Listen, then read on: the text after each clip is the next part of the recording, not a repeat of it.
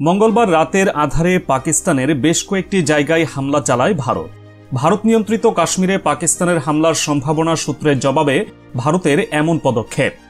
হামলায় ভেঙে পড়তে দেখা যায় মসজিদের অবকাঠামো, উঁচুতে তখনও দেখা মিলছে মাইকের, মারা যায় বেশ কয়েকজন সিভিলিয়ান। এই ঘটনার প্রতিক্রিয়া জানাতে দেরি করেনি পাকিস্তানও। ক্ষেপণাস্ত্র হামলার জবাবে সীমান্তের নিয়ন্ত্রণ রেখায় পাল্টা হামলা চালায় পাকিস্তান। এ নিয়ে প্রতিবেশী দুই দেশের মধ্যে চরম উত্তেজনা বিরাজ করছে। এরই মধ্যে পাকিস্তানের ২৬ জন ও ভারতে ৭ জনের প্রাণহানির খবর পাওয়া গেছে। পেহেলগাঁও ইস্যু এতদিন উত্তেজনা ছড়াতে এবার সেটা মোড় নিয়েছে যুদ্ধের দিকে। আরেকবার যুদ্ধ শুরু হলে সেটা কতটা ভয়াবহ রূপ নিতে পারে, কতটা ক্ষতির মুখে পড়তে পারে সাধারণ মানুষ, সেটা নিশ্চয়ই নতুন করে বলার প্রয়োজন পড়ে না। পারমাণবিক দুই শক্তিধর দেশের লড়াইয়ের দরুন দক্ষিণ এশিয়ার অবস্থার অবনতি ঘটার আশঙ্কা রয়েছে, যা মোটেও কাম্য নয়। ভারত ও পাকিস্তানের মধ্যে ক্রমবর্ধমান সংঘাতময় পরিস্থিতিতে সব পক্ষকে সংযম ধারণের আহ্বান জানিয়েছেন বিএনপির ভারপ্রাপ্ত চেয়ারম্যান জনাব তারেক রহমান। নিজের ভেরিফাইড ফেসবুক পেজে বাংলাদেশ সময় বুধবার সন্ধ্যায় এক পোস্টে এ আহ্বান জানান তিনি। ফেসবুক বার্তায় তিনি সামরিক হামলার নিন্দা জানিয়ে সংঘাতের পরিবর্তে শান্তিপূর্ণ সমাধানকে অগ্রাধিকার দিয়ে দুই পক্ষকেই পদক্ষেপ নেওয়ার আহ্বানও জানিয়েছেন।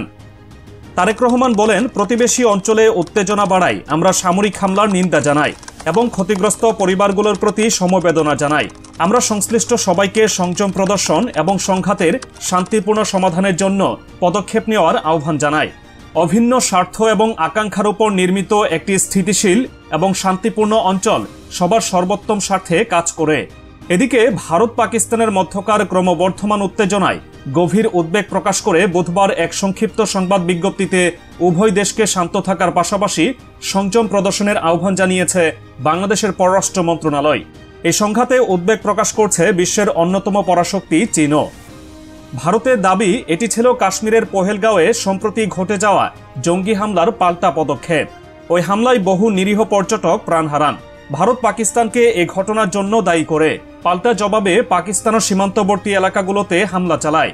এতে উভয় পক্ষের মধ্যে নতুন করে সংঘাতের আশঙ্কা তৈরি হয়েছে। চীন বলছে বিষয়টি অত্যন্ত দুঃখজনক ও উদ্বেগজনক। ভারত ও পাকিস্তান সবসময় একে অপরের প্রতিবেশী ছিল এবং থাকবে। এই দুই দেশই আবার চীনের প্রতিবেশী। তাদের আহ্বান, শান্তি ও স্থিতিশীলতার বৃহত্তর স্বার্থে দুই দেশকেই সংযম ও ধৈর্য প্রদর্শন করতে হবে। চীন আরও জানায়, পরিস্থিতিকে আরও জটিল করে তুলতে পারে এমন কোনো পদক্ষেপ নেওয়া থেকে বিরত থাকতে দুই পক্ষেরই আহ্বান জানানো হয়েছে। এদিকে রাতের আধারে ভারতের হামলাকে যুদ্ধের শামিল ও আগ্রাসন হিসেবে আখ্যায়িত করেছে পাকিস্তান। কারণ আনুষ্ঠানিক হামলার শুরুটা তারাই করেছে, প্রথম যুদ্ধ শুরুর অভিপ্রায়টা তারাই করেছে বলে মতামত পাকিস্তানের। বিপরীতে ভারতের জাতীয় নিরাপত্তা উপদেষ্টা অজিত দোভাল জানিয়েছেন, ভারতের নিজস্ব কোনো উত্তেজনা বাড়ানোর অভিপ্রায় নেই, তবে পাকিস্তান উত্তেজনা বাড়ালে ভারত দৃঢ়ভাবে প্রতিক্রিয়া জানাতে প্রস্তুত।